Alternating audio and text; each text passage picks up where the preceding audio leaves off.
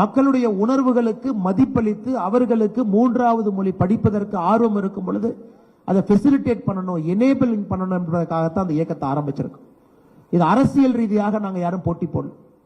மக்களுடைய எண்ணத்திற்கு நேர்மாறாக ஆட்சியாளர்கள் இருக்கின்றார்கள் என்பதை இந்த கையெழுத்து இயக்கம் மூலமாக ஒரு சமுதாய பணியாக பாரதிய ஜனதா கட்சி எடுத்துட்டு போறோம். நிச்சயமாக இதில் எங்களுக்கு வெற்றி கிடைக்கும் என்கின்ற முழு நம்பிக்கை இருக்கு.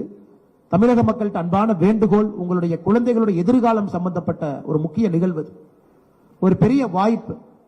ஏன்னா அரசியல்ல வாக்கு மூலமாகத்தான் மாற்றம் வரும் என்பது தெரிந்திருந்தாலும் அந்த வாக்கு செலுத்துவதற்கு முன்பு எதற்காக வாக்கு செலுத்துகின்றோம் என்பதற்காகத்தான் இந்த இயக்கத்தை நாம் ஆரம்பிச்சிருக்கிறோம். மே 2026 புது ஆட்சி இங்கே வரும் பொழுது இந்த கல்விக் கொள்கை என்பது உங்களுடைய அடிப்படை விஷயமாக உங்களுக்கு கொடுக்கப்பட வேண்டும். அது தேசிய ஜனநாயக கூட்டணி நிச்சயமாக தமிழகத்தில் 2026 ஆட்சியில் அமையும் பொழுது அது நடக்கும்.